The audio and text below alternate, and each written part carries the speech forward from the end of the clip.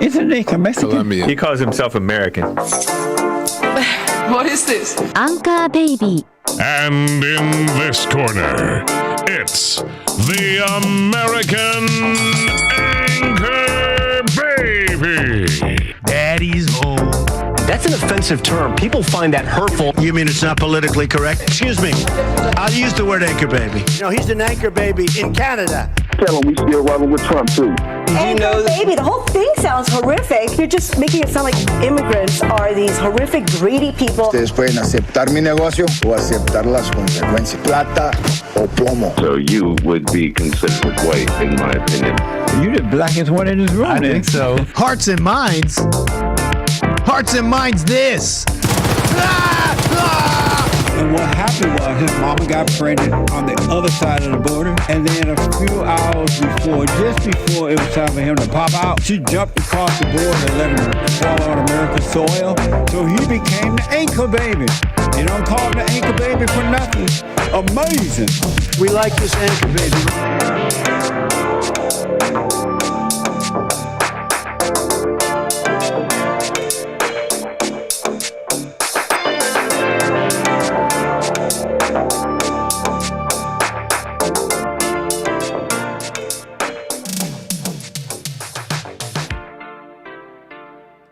What is up, everybody? Thank you for joining me here. I am the American Anchor Baby. This is my show. Thanks for joining me. We got some things to get into today. Got a nice show ahead. I want to talk about a few things here. Biden's got a backlog of races he's got to kiss up to, and he's falling behind. It's AAPI month or something like that. The Muslims want their representation. The Asians want their representation. What the heck? Everybody wants their representation as well. And we got a little bit of a education, like we'll have a little moment of education on foreign policy. We'll have a nice, very educated response to foreign policy, a nice summary, if you will, if you don't know what's going on. And there's some bans. There's some banning going on in the country. You can't legislate morality. And we got, of course, the global majority. We got global majority things happening in the country. We're going to deal with all of that. Make sure you follow, subscribe, share. Do me that favor. Follow me here on YouTube.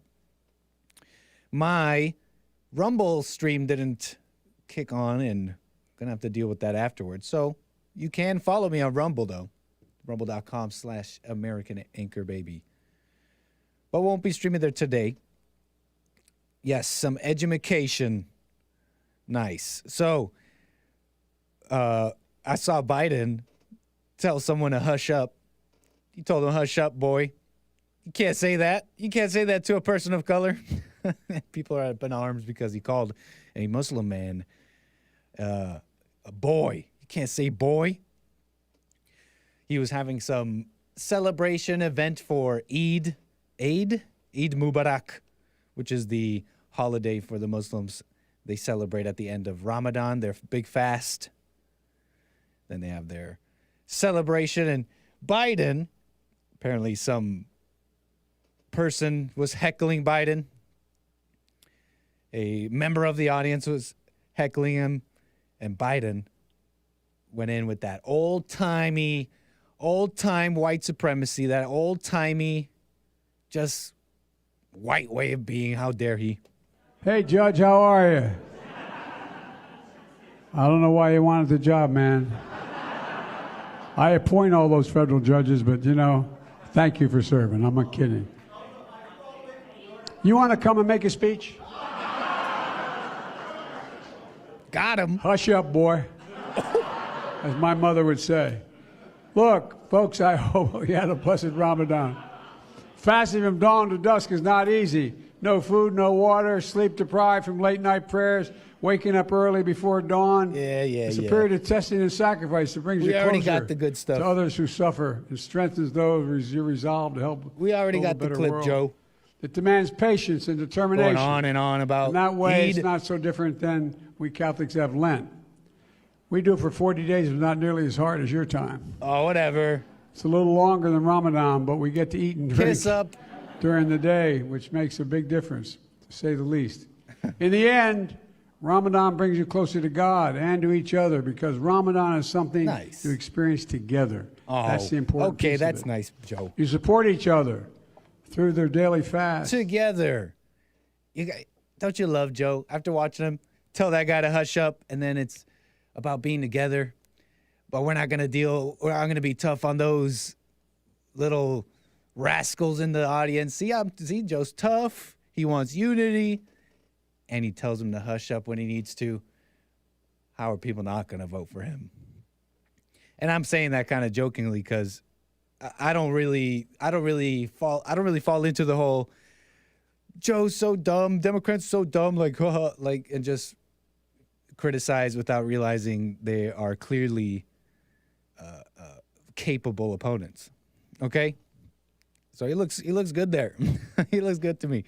According to the reports, though, the incident erupted after a member of the audience heckled Biden for failing to mention the first Muslim federal judge in attendance.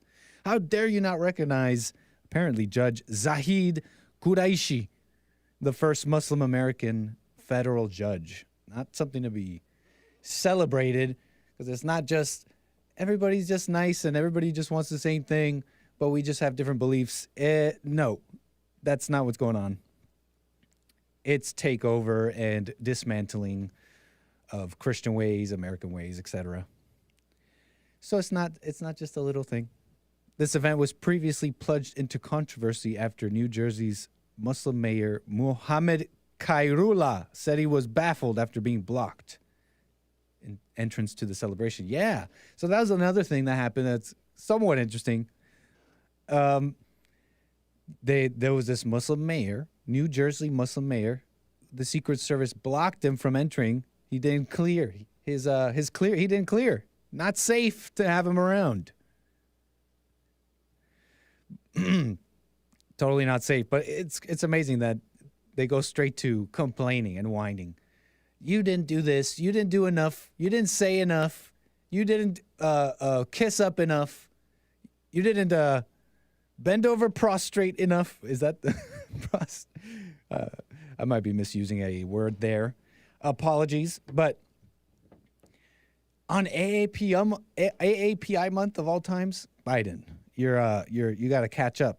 Obviously, he's got a lot of catching up to do, kissing up to these people.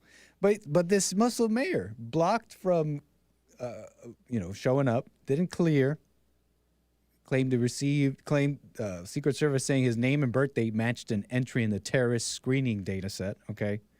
And I was just kind of thinking about this a little bit. I asked Sean, I know he's from New Jersey, and I was wondering if there was like a Muslim, I'd call it like takeover, that's similar to Minnesota. That's just what I call it because it seems like that to me. You know, they got a huge Muslim population. I think it's Minnesota. And now they're like blaring Muslim prayers from rooftops. Ilhan Omar, representative from that state. Isn't that true? Minnesota? So I was wondering if a similar thing was happening there. He says he didn't grow up with too many Muslims, maybe more to the north. It's apparently the most densely populated state in the country. Didn't know that. But this Khairullah guy, okay, he's the mayor of Prospect Park, New Jersey, who didn't clear Secret Service. See, Secret Service has no problem profiling. They have no problem doing that.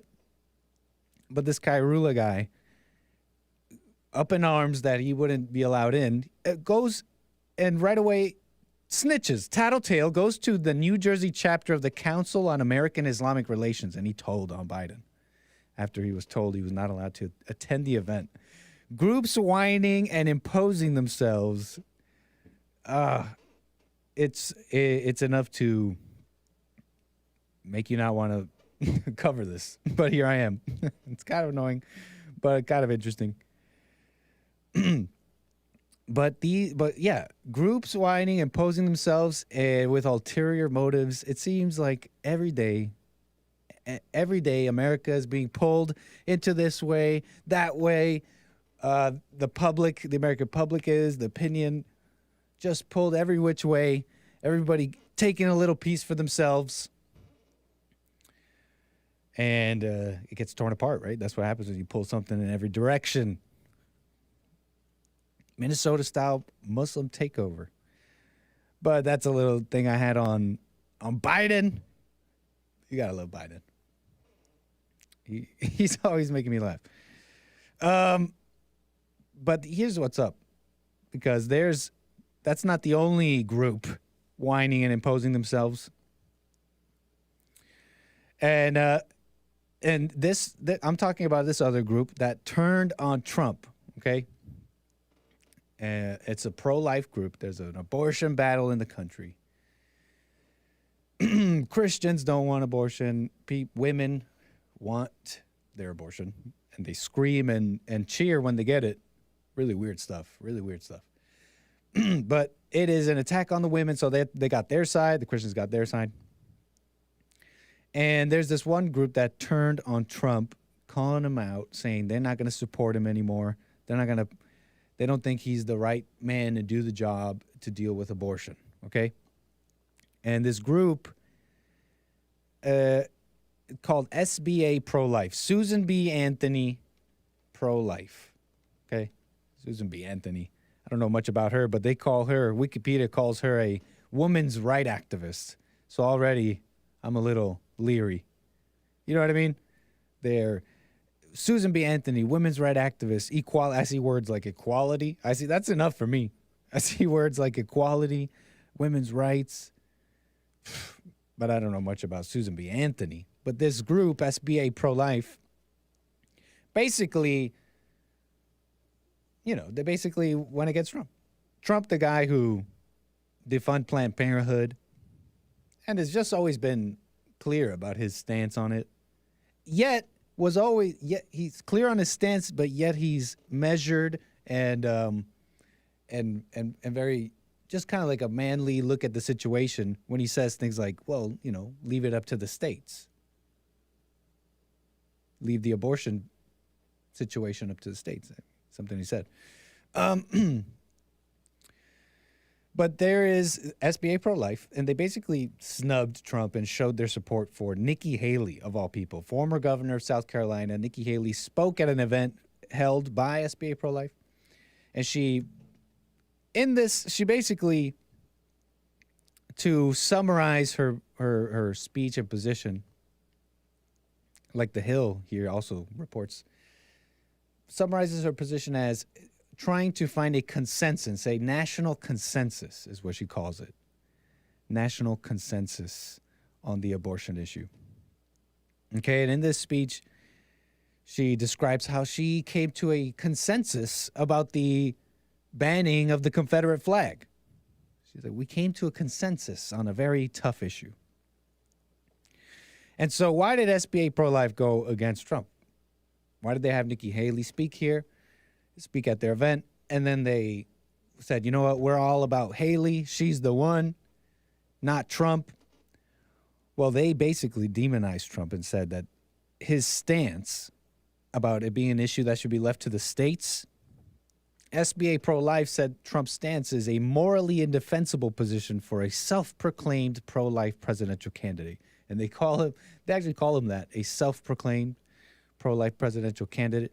I mean, the guy's been pretty tough about it, appointing pro-life judges into the Supreme Court that, I think you could arguably say led to the repeal of Roe v. Wade. Kind of an interesting moment in the whole abortion situation. Wouldn't you think, SBA Pro-Life? But they say his stance is morally indefensible. And they throw shade into the notion that Trump would be pro-life, self-proclaimed. But why? Now, here's my point here. Here's my point here, basically. Why would a group tasked themselves with dealing with abortion, turn their back on the only candidate to be, decisive about the situation, strong about it? And then they hide behind their attack of Trump on his leave it up to the states stance, and then direct support to Haley, who has no real support from the public, who wants to make concessions with people. Someone who in her speech at the event didn't even really delineate her what she would do or her stance about it. And when SBA Pro-Life was asked about that, they basically said, yeah, that's true, but we're going to support her anyways. Now, why would they do that? I say because they don't really want to stop abortion. And I'm not saying it's something we need to do. We need to stop abortion in the country. I'm not even saying that. But this group says that that's what they want to do. There's this Christian conservative group, close ties with the Republicans, big donors to specific candidates with an agenda to deal with abortion, right? They don't want a real Christian conservative candidate, okay? Because there's a lot of money behind so-called activism, okay? And it's no secret that abortion's been a losing issue for the conservative movement, especially as of late, with the Biden administration leaning in heavily to the abortion thing. They played that clip. I mean, they released that clip, Biden basically saying he's running for re-election, and in it was a huge part about women and they're coming after you, okay? And so it's no secret. It's been a bit of a losing issue with women and stuff like that. But I just wanted to point out how there's two things, really. Two things. One, this is just emblematic of the common thing this thing that's happening in conservative politics, how groups and candidates, politicians, they are supposed to be about one thing. They're supposed to be about one, ideology or one movement, one thing. They have a self-described motivation, which is to be a conservative or to be Christian, to deal with abortion or those kinds of things. But in reality, when push comes to shove, they show their true cards, and it's not so. It's just not true. Rhinos come to mind. Okay, so that's one thing, and I want to deal with that in a second. But it points to another major problem going on with Christians and conservatives and really all people. You'll even hear people say things like, "I'm a single issue voter" or something, and that's always sounded weird to me. That's just always sounded it sounded like willingly small-minded or little, you know what I'm saying? And then I see how these groups like SBA Pro-Life will mobilize voters. They'll mobilize the Christians. They'll mobilize groups. And how do they do it? They do it by riling them up about an issue. Okay, they rile them up about an emotional topic like abortion. Very emotional. Oh my God, killing babies. When you're not the one doing it. They'll rile you up, but you're not killing babies. I mean, just think about it. Maybe is this too simple? I'll deal with the sordid politics and the deep, how these rhinos and these people are not about what they say they are, and I want to deal with that. But is this too simple? Like, think about it. Think about you. Do you get up in arms about murder, drug addiction, like other things, accidents, or do you get up in arms about that? Like, okay, maybe not accidents because you can't control that, but murder. Do you have like an emotional response about that? Like, we got to do something about that. When do you ever do that? And so I see these groups like SBA Pro-Life mobilizing the Christians, rubber stamping candidates, telling you what to do and how to think, and not really seeing just simple realities like, wait, what has Haley done? What the heck has Haley done, and why should I trust her? Why are you guys putting neocon Haley ahead? Okay, so that's one thing that's happening with the Christians. But back to kind of like these groups and their ulterior motives. Does SBA pro-life really want to win? Do they really want to deal with Christianity and abortion? Like, do they really want that? Because if they did, they would back Trump. It's just the most obvious thing. You know what I'm saying here? And I'm going to get to your calls, guys. I see you holding 888-775-3773. Thank you. But I kind of lost my track here. I lost my train of thought here, but I'll just go off the cuff. I'm just thinking about Kevin McCarthy, right? And he recently came out, and they asked him, he was at some event, and they asked him about Ukraine. Remember, Kevin McCarthy went through a bit of a fight there with his own base, the Republicans, when, what's his name? McConnell had to step down as Speaker. Speaker of the House. And there was this big fight that, hey, you know what? Kevin McCarthy, you can't be another rhino. This was essentially the fight here. There was a select few in the Republican side saying, hey, if this is just going to be more uninterrupted funds to Ukraine, funding wars, if this is going to be more rhino, war hawk stuff where you're just going to go against the public and go along with the Democrats, we don't want that. And so we're not going to accept you until you say you're going to play ball with us. And, you know, I was watching that going like, hey, makes sense to me. Make him work, force McCarthy to work. But, hey, well, let's see how it plays out. I really didn't know. And then I come across like a little clip. Do I even have it? I don't think I even have it, but. And McCarthy's just basically all about funding Ukraine. All about it. And I bring that up in relation to this SBA pro-life thing, to Trump, etc., because, and it's also even related to Tucker, the whole Tucker thing. There is the things you're allowed to say and the things you're not allowed to say. And there's agendas. Okay, that's clear. I'm not saying anything crazy here. But we start seeing kind of like what the agenda is, with who gets to stay, who gets to leave, who gets the support, who doesn't get the support from the mainstream media, from the big funded, you know, think tanks, from the political action, you know, the PACs, the super PACs with all those money. We start seeing what is it starts being shaped. What's allowed? What's the move here? Basically, the establishment wants pro-war people. That's clear enough, and stuff like that. So, wild stuff. It's a lot of actors in the background trying to subvert and undo things.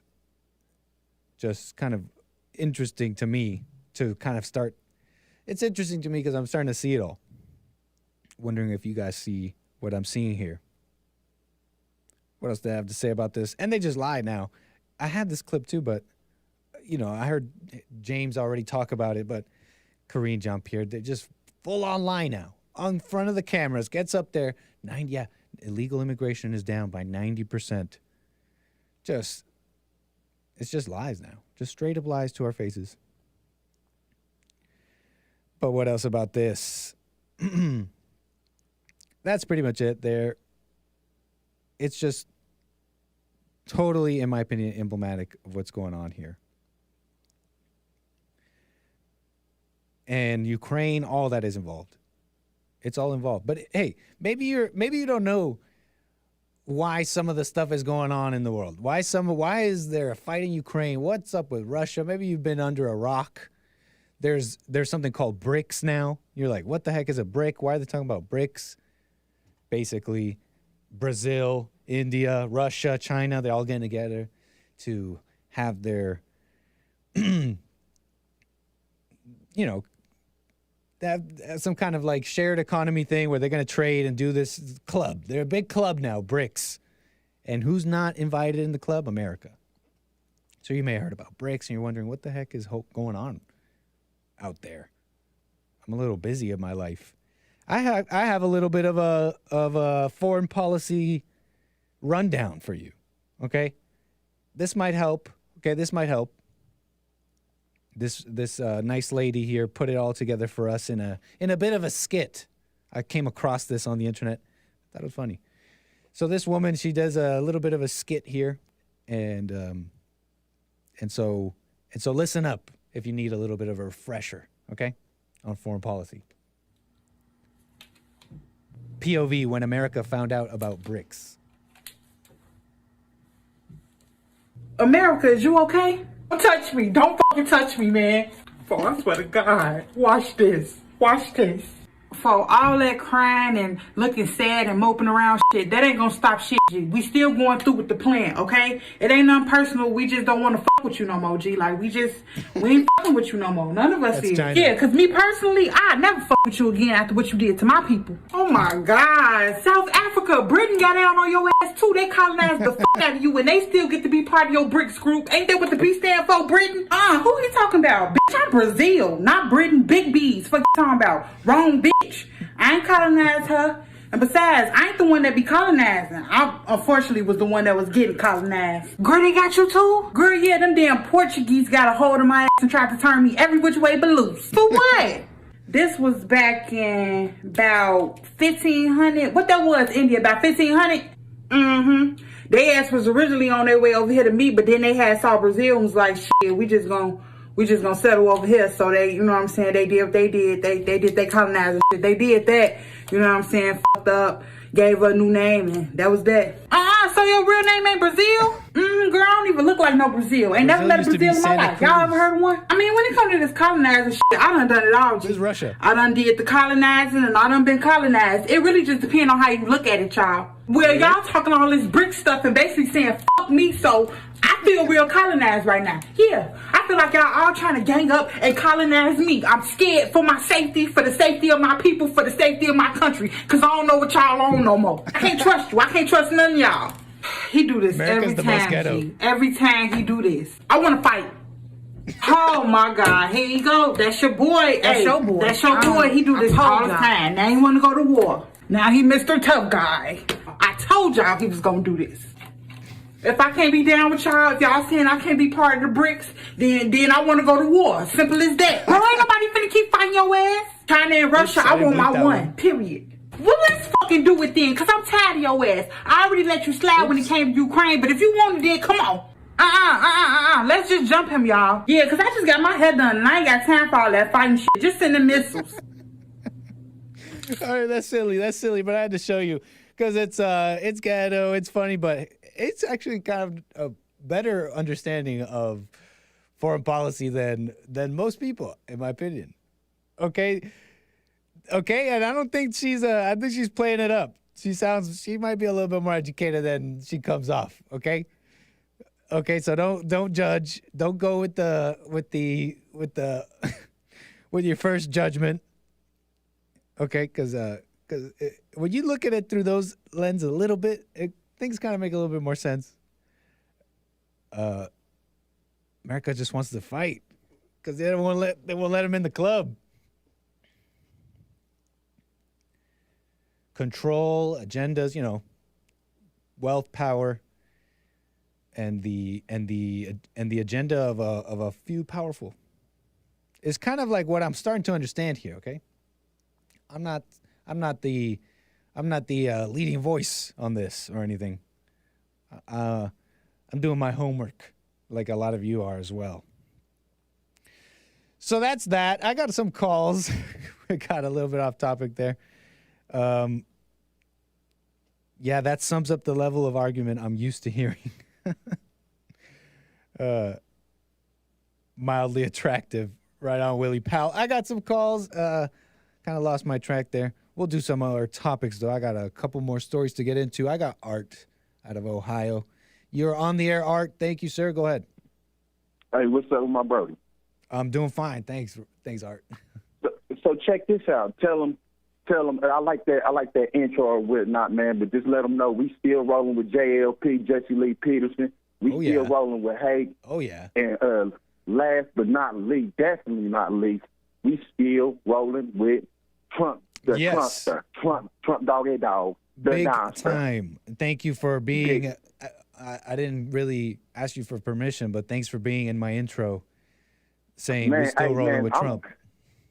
Thank you. No, Nick, thank you. Because I'm like, whoa, that was just, bro, I like that intro, big dog. That's a nice intro. And not just because I'm in there, none of that. I like the intro. I'm sure. Yeah, I like that. Now, you did a good job. But when I heard that, I said, whoa. It's like seeing yourself in a commercial. Got something going on. Nice. So check this out. I thought America back some years ago and whatnot, we kicked the bankers. I don't know if it was one of them presidents banned us from doing business, the bankers from having any say or something in America. And now I'm kind of understanding why they banned them from doing that. Is that so? Help me understand. You're saying at one point America kicked out the banks? Yeah, the bankers, I forgot what it's called, but basically, that's why we went to the gold. That's why we was in the gold standard. If I'm not mistaken, don't hold me to it. It might have been that.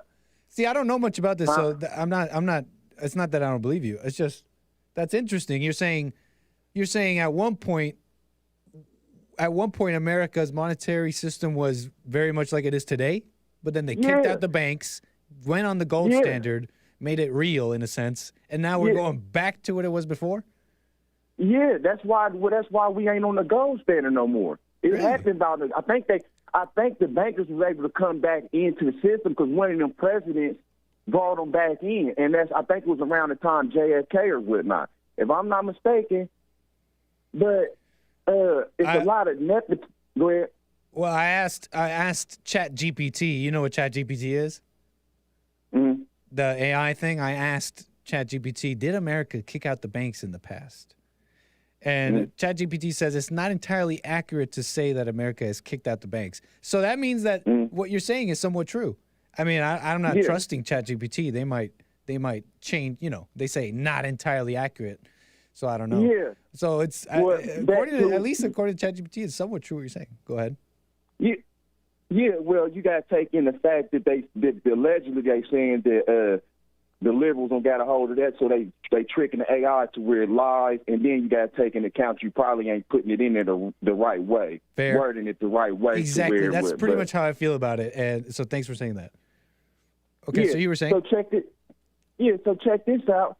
So it's a whole bunch of nepotism in those banks or whatnot, and the reason why I say that is because the banks are only doing for the best interest of the banks and their families, and the nepotism in the banks. So they're gonna throw America under the bus. You see what I'm saying? That's why they're pushing all of this stuff. Because at the end of the day, they're gonna be able to hop on their private jets and go fly to these other countries that they're in bed with. You see what I'm saying? Okay. That they're hiding their hands behind their back, and they're selling America out. So they're gonna be able to go to these other countries and seek refuge, just like the scientists did when we was going to war with Hitler or whatnot. And when we went to war with Hitler, and America brought those Nazi German scientists over here in America. So just like I'm saying about the bankers gonna be able to go to, but the lower class Americans and the middle class Americans and some of the upper class Americans, you ain't gonna be able to get on no private planes and no jets to be going nowhere. You're gonna have to suffer through all this stuff that these banks and stuff are causing or whatnot. If you think about it, a lot of this stuff. Go ahead, I'm listening. No, sorry to cut you off, man, but just kind of reacting to what you're saying, because I don't know much about, for example, I don't know much about the banks or things like that. But let's take, for me, I look at it a kind of a simple way. I look at just look at literally any kind of like elite politician leaders. You look at the climate change thing. You look at the crime thing, defund police. In every one of these cases, you have rich, wealthy people. Like, look at the Cash App founder, Bob Lee, who was stabbed in San Francisco, okay? He was that Cash App founder killed in San Francisco. And now it's coming out that he was involved maybe with the person. He may have known him. So I don't know too much about what's going on there. But look at it from a general view. Crime is crazy. And these liberal, wealthy people, like the Cash App founder who Cash App supported Black Lives Matter, these liberal wealthy people, they support these crazy revolutionary things like Black Lives Matter, defund the police, and they're living fine. They're untouched because of their vast wealth and their status in the country. You know what I'm saying? So they're usually, in many of these cases, climate change, police, it's people who are totally unaffected by whatever they put out. So I can understand what you're saying. Despite and it was just one of them banks or whatnot that just came out and said some, we gonna support some program for single black females and whatnot. They was pitching this plan to donate hundreds of billions or millions of dollars. Jesse brought it up or whatnot on his show a while ago, probably about last year, and they're just going to support this function. And just like it was something that you were saying, everybody's picking and pulling a lot of these different tribes and nations, Islam, Mexicans, Afghanistans, Africans, and Germans, and everybody picking and pulling from America, which is pulling us away from what the founding fathers started or whatnot. And it's all to the destruction of America. And it's just look, the bankers, they got their exasperated. The bankers, they got their hands in this or whatnot. You got to think who's funding these policies. Ain't too many Donald Trumps. Remember they said that Donald Trump used to fund the Democratic Party before he became a Republican or whatnot. He gave money to Hillary Clinton. It ain't too many of them, just like Donald Trump did. His dad he got generational wealth to where his dad gave him money or whatnot. A lot of them people are funded by banks. So it's not too many. It's not too many of them that had their own money or whatnot. A lot of this, and just like what you say, the nepotism, you got a whole bunch of these rich people or whatnot, they're married in. So that's why you see a lot of these companies or whatnot. Okay, let's say how Joe Biden gave the money to the banks or whatnot to where they wouldn't crash out. Well, that's gonna be nepotism. Joe Biden knows somebody that where they all hooked up in together to where they pushing this that agenda, which is it ain't gonna do nothing. The bankers is gonna crash regardless. You just basically prolonging what's gonna happen with the inevitable is. Dang. Yeah, man, it's crazy. It's maddening stuff sometimes, but I was gonna say something about something you said though. I forgot. So check this out. Even with the Islamic federal judge or whatnot, that's a prime example. You're not gonna you're negotiating and letting past terrorism, their grandsons or their sons that you blew up in Afghanistan. Now they over here in America as a federal judge, a generation away. Last generation, you probably don't kill that federal judge's uncle or something that was blew up over there when American soldiers went over there and was messing with Saddam. You don't know. So they have an ultimate agenda. It might not happen in my mom's generation. They might not see it, but we gonna end up seeing it because it's gonna end up playing out to where you gonna actually be able to see the destruction, which is something that if you have common sense, Christian Judeo beliefs, how is America founded on that? And then you turn around and interject somebody with Muslim beliefs in the culture that wasn't founded by them. So that's let you know the hypocrisy of what's going on right now. It's all the destruction of America. So where we gonna actually see, I'm gonna actually see it and we be able to remember how America used to be back in the 80s versus how it's gonna be back going forward, probably if Lord willing in 2050. You're gonna be able to see it. And then one more thing, and I'm gonna get off of here. Yes. No, it's true, man. We're seeing things kind of just compounded. It's always it always seems like the general MO is we know what's coming, and I'm saying this generally about banks, about the government. It's like we know what's coming. We know all the problems that we've compounded and that but let's put it off. Let's put off the coming pain. Let's put off the failures of the banks. Let's put off the natural failure of stuff and progression of life and just put it off for later and leave it to maybe even the next generation and all that. And you know, a lot of people think that just because it ain't happening right now, in a month from right now, that it ain't happening. It's just they playing the long haul game. They not playing a year game. Just like I said about Russia. Russia's not going to war to fight no 2-year war. Russia's going to fight a 10, 20-year war with America involved. So I mean, they've been for much longer than this Ukraine thing. It's been going information-wise with espionage and in different ways, even with like funding of protests, for example. You got to think about that. You got to understand those Hong Kong protests. You know, they didn't just pop up naturally. You know what I'm saying? Like these countries, nations, America. They fund uprisings and political divisions in their enemy countries and stuff. So, well, we know who did that. Well, remember the banks that just went bankruptcy? Didn't they say that they was big founders with Black Lives Matters? Say again. Say again. The people who funded them banks that was shut down, Signature Bank and that other bank that was in California that Joe Biden gave money to help keep it from crashing, they was funding Black Lives Matter, just what you was just saying. They're funding communists. They're funding them to do their small arms war, the destruction of America. Yeah, and man, I was radicalized by The Big Short. I don't know if you ever seen the movie. Say that again? I said I got radicalized by The Big Short. I don't know if you've ever seen that movie.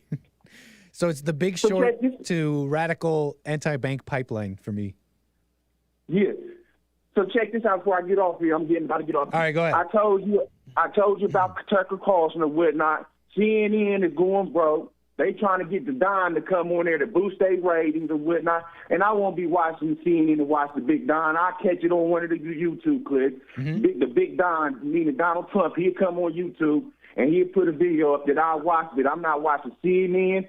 And I'm not watching Fox and CNN. Y'all killed yourself and whatnot, promoting all this communist, liberal talk, and you ain't going to be able to use the Don to bring on there to boost your ratings up and whatnot. Fox News is done. I would have thought Fox News would have seen or understood when Donald Trump said, once you go woke, you go broke. And they think that they're going to be able to rebound and they're going to be able to get a lot of these people back to watch any Fox people on Fox News. And it ain't happening. So, I mean, you just got a whole bunch of dummies.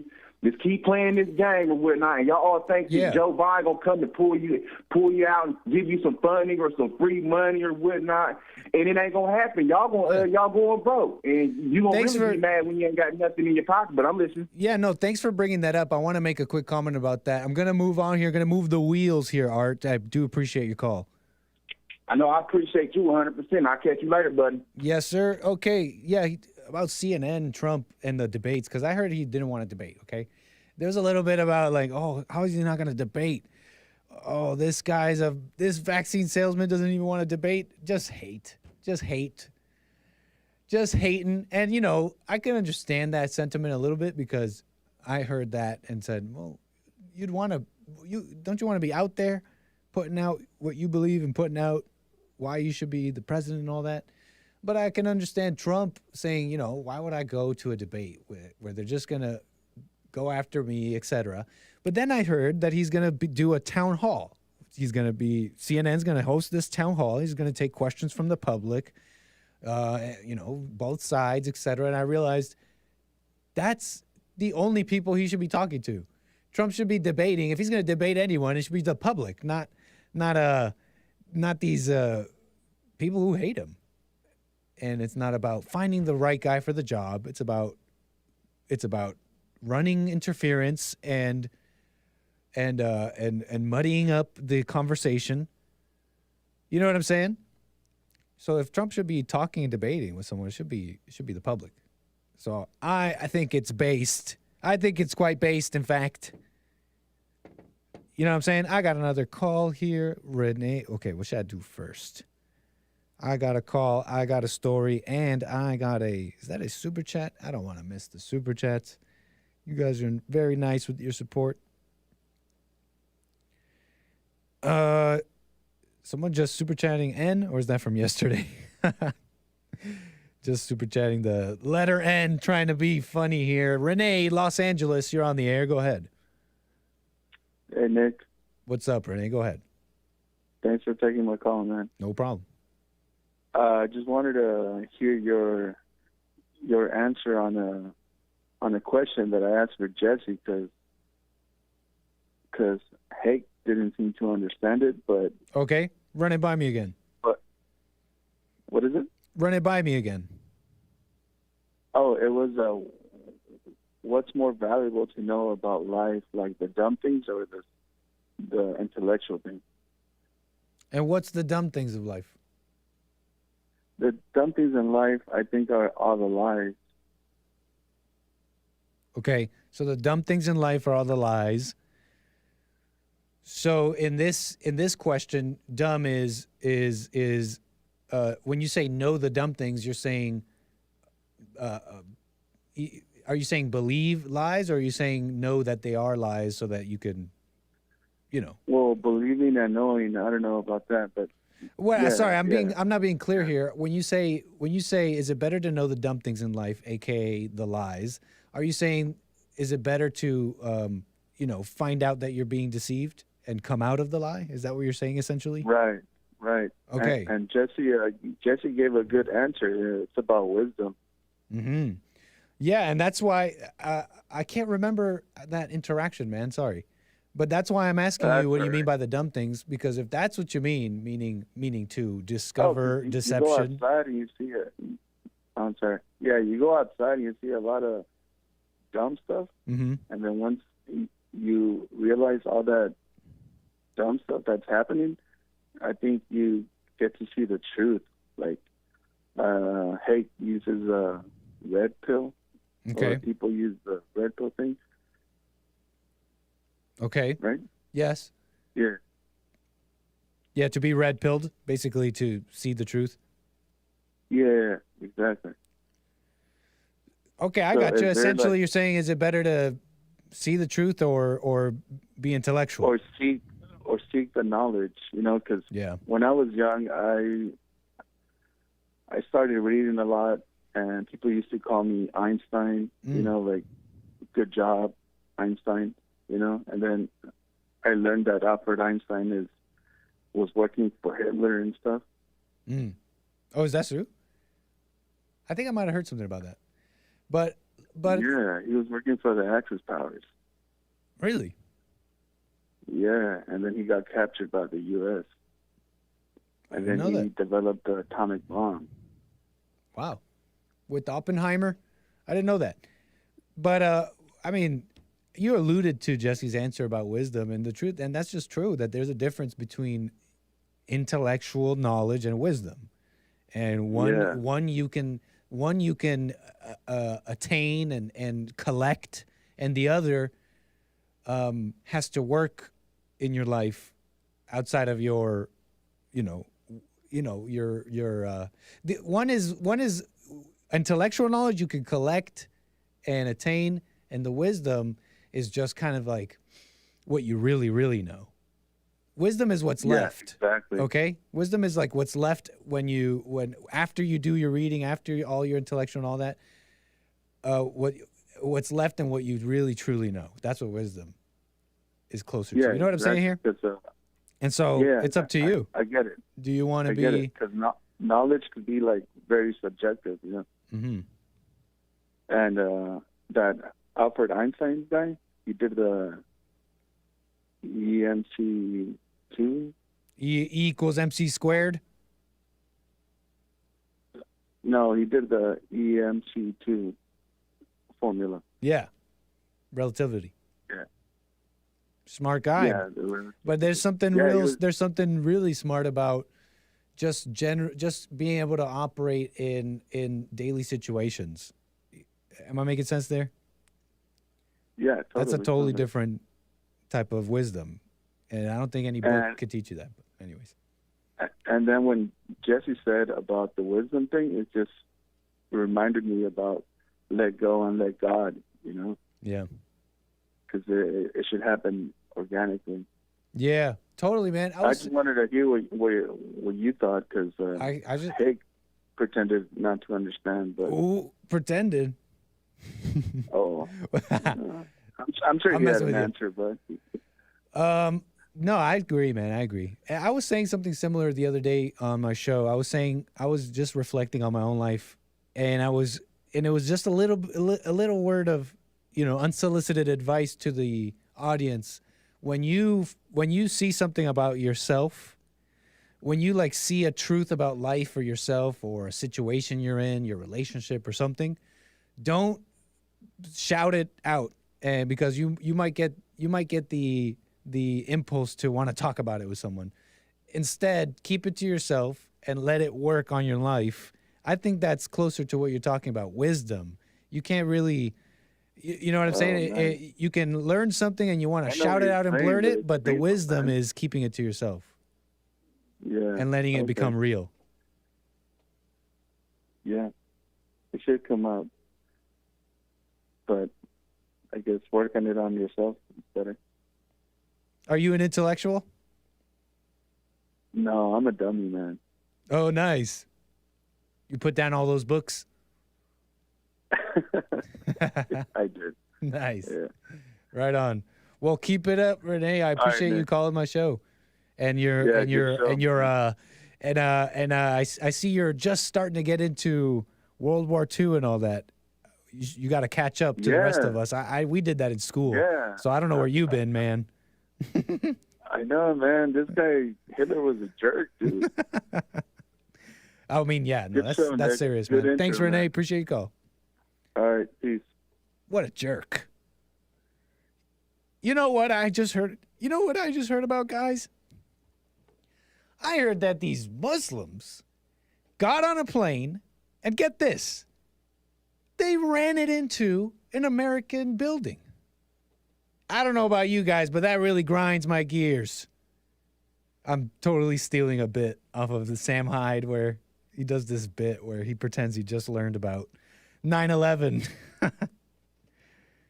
Okay, y'all, let me do. What should I do? Topic or call? Topic or call? Patrick out of Denmark, you've been holding a while. You're on the air, sir.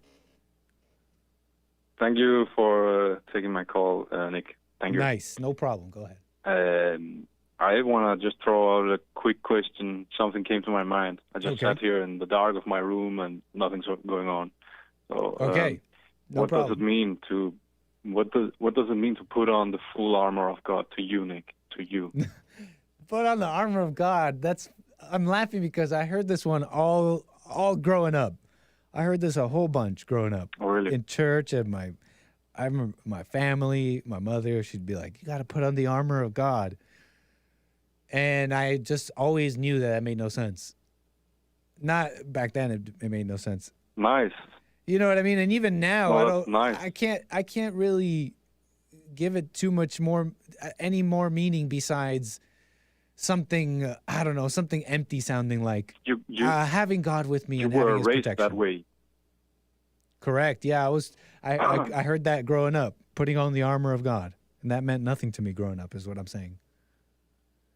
And even now, to answer your question, I can only give you an empty kind of like nothing answer, like, well, it just means to have God's protection. So this is very funny, Nick, because I come from the complete opposite way of the road, because I never heard about this. Nobody ever taught me about these things. Mm-hmm. It's completely new to me. Not that new, but it's pretty new. But what I found is that I found an old band that I like to listen to, and it's I was into metal in my teenage years and stuff like that.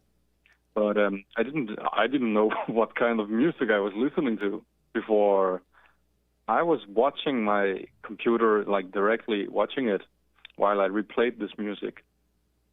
And it was like I realized the evil of, what you can turn a computer into, because this is an old. It's called Death Stars. This stupid band I listened to back then. Nice. And they are about Swedish band.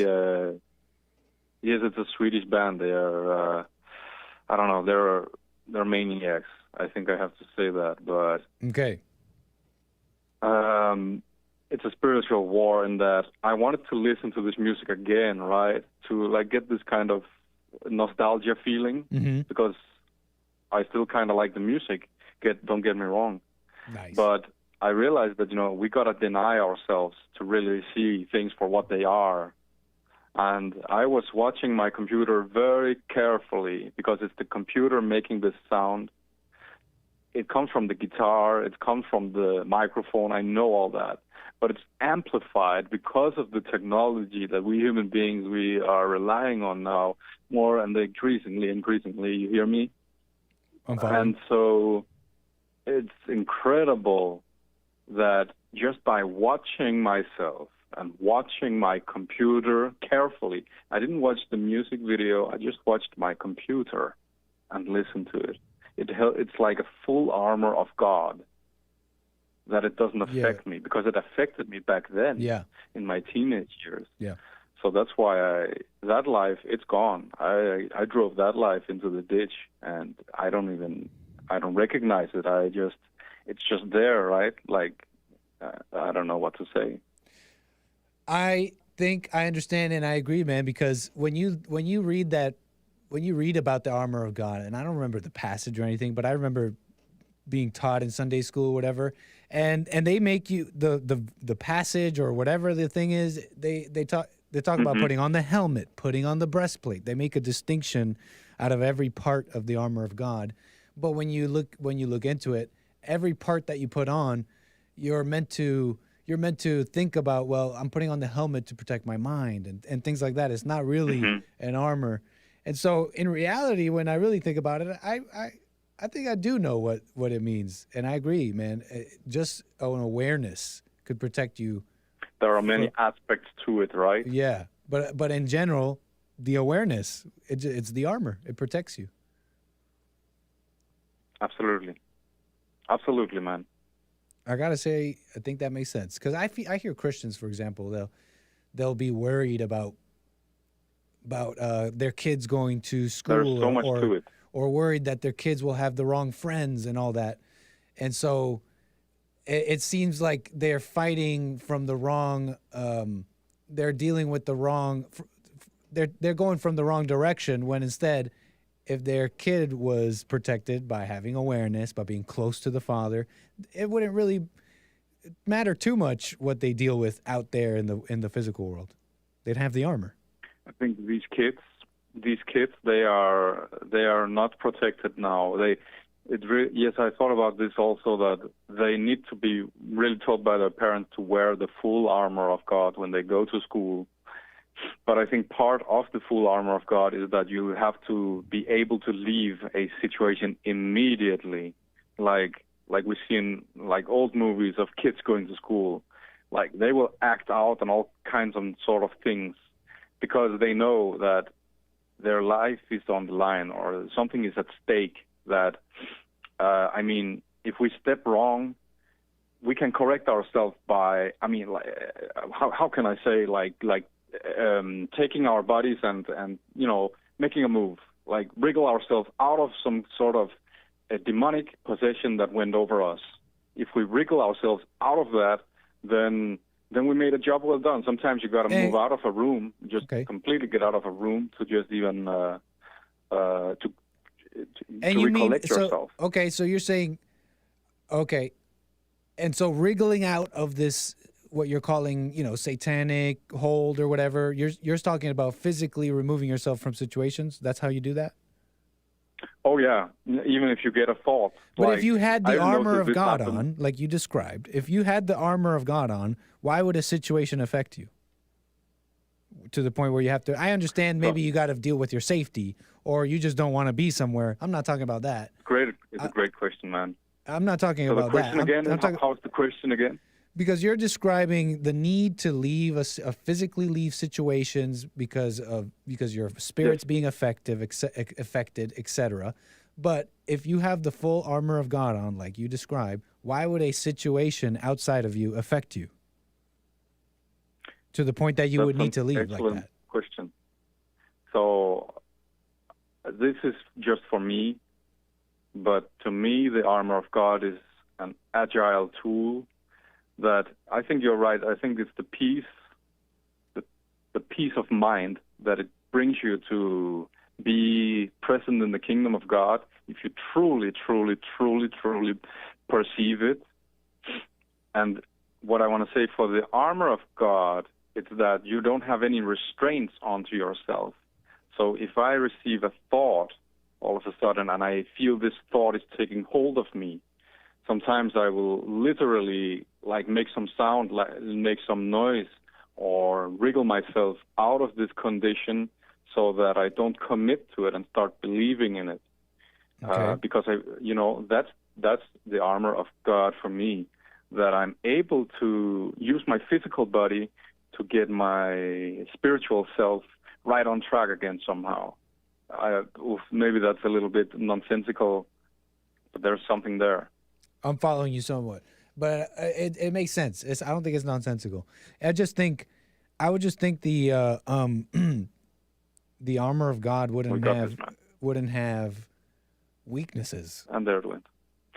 Say again? Sorry, say again. No, I'm just thinking simply here, maybe too simply here, but I would think the armor of God wouldn't have weaknesses like that. You know what I mean? Because to me, it's that protection because you're aware. It's a protection in the mind because you wouldn't be affected by what people are saying or thinking about you if you didn't believe the thoughts about it, for example. So I think that's might be getting closer to what the armor of God is, but that's just my opinion. So Nick from Canada. Yes. What do you do when a thought goes into your mind and it stays there and it's there for 5 minutes, and it's about to lead you somewhere that you don't want to go, that you're just not. I mean, you know it's wrong. The full armor of God is like you can feel the pressure. Is that how your armor it works? That you feel the pressure, and I mean, I totally understand. I would say no, because the fact that you're feeling the pressure, that's already you might not you might be telling yourself this is a thought, but you're feeling the pressure and you're obsessing over the thought, and what you may not realize is that's pretty much Satan's game right there, just getting you to think about it, signal boosted in your mind. You will eventually carry it out. And the feeling of pressure, that feeling of pressure is coming from identifying with that conflict inside you and saying, you know what, I'm fighting this fight. No, I can't do that. Okay, but I want to. But I shouldn't. That's where the pressure is coming from. If you notice, the pressure always leads to whatever the thought is telling you, and you will end up doing it. So it's something to do with that, what I'm describing. So I would say that it's a little bit closer to the truth. That's a little very bit closer. Interesting. A little bit closer.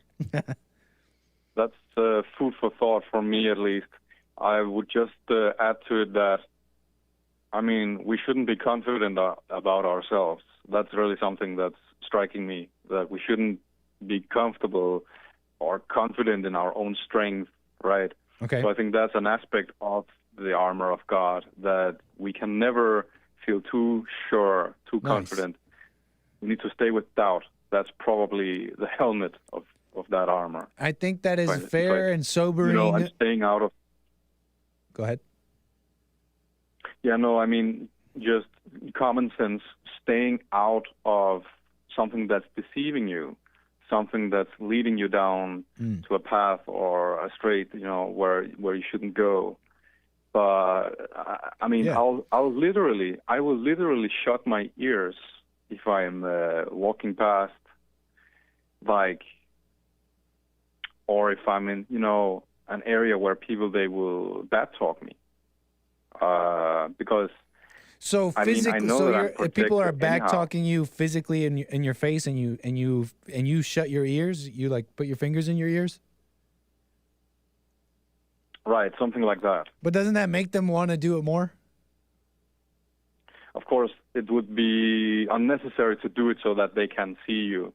So that why not just not do anything and have the armor of God and be unaffected? Because putting your fingers in your ears, metaphorically or even physically in front of someone, talking bad about you, that just makes them want to do it more. It shows that it's affecting you, meaning that it's effective. Yeah. You see what I'm saying here? I actually agree with you. I actually agree with you. It's more the principle of it. Okay. That you want to ignore these people the best you can. And I can tell you a story from today, if you don't mind. Just a very short story. It's very short? Okay, and then we'll move the wheels, Patrick. Of course, man. And it's nothing really, but I'm just out in the sun. I'm, getting some air, moving my legs. But I noticed that some people, they are going to work. Mm-hmm. They're going to work, and they're going to work somewhere. I don't want to go into details about it, but okay. It's very loud, and it's very loud that, they are murderers in their conduct of their language. There are people murdering one another in this situation. If you know what I'm saying, like it's not exactly a fight, but they're murdering each other with their mouths. That's all I want to say. But I'm just in the vicinity. I'm in the area, and I'm completely silent. That's my armor of God, at least, to be silent about it and just to pray. I pray, and I pray for them that they may find peace too. That this can go past, because I really have to concentrate. I really have to focus in this situation. That I don't get drawn in by it, because I can feel that it's so strongly pulling me towards it. They want to include me because their spiritual self senses that I am close to it. And I probably should have moved away from it, but I stayed in very intense mode of prayer right there. And then I find that helps. But we got to do what we got to do. Sometimes and it helps. Move. And I'm sorry, I have to ask, it helps what? So it helps that you really watch yourself, because we are all one. That's what I learned. But isn't it enough to just... I'm as much affected. Isn't it enough to just walk by the group, be like, oh, wow, that's annoying, and then look at yourself and be like, wow, why am I annoyed by it? And then move on with your life? Exactly. Isn't because that enough? You got to watch yourself. Yes, but hear me out. We got to watch ourselves all the time. It's so important. However, you can get to put yourself in a situation where it's too much. There is you are watching yourself like in an you are overwhelmed. You are just overwhelmed, and you have to recollect yourself later on. I think that's what's happening. Okay, fair enough, Patrick. Well, thanks for that. Yeah, sure thing, man. But move away from that situation if it's overwhelming. I just want to put that out there. And well, thank you for your call, Patrick. Great stuff, man. Bye. No problem. Appreciate it. Call me again. Okay, moving the wheels. Just to me, it just seems like, doesn't it sound like ultimate, and I'm sorry, Patrick, you're not here to respond, but call me again sometime.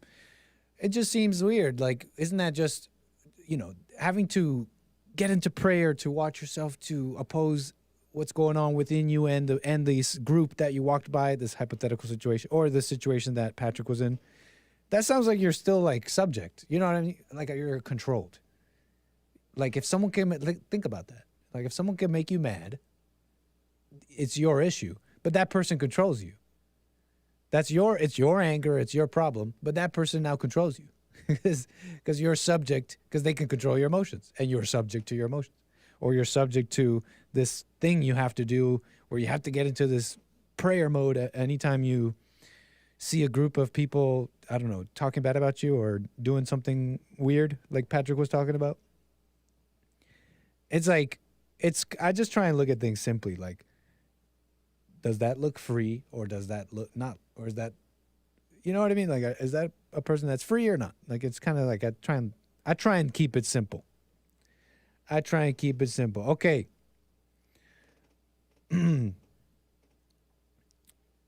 So what's next here? I wanted to talk about a little bit about this pornography ban in Utah. But you know what? I'm going to save it. I'm going to save it for tomorrow, y'all. But, you know, Pornhub basically cut off everyone in Utah after Governor Cox signs a bill to protect minors from harmful online material. It's happening, and it's a bit of a fight because it's like, okay, well, free speech. Shouldn't they be allowed to, put out what they want to and then let the people who want to consume it? And so it's a bit of a battle. Like, what should we allow?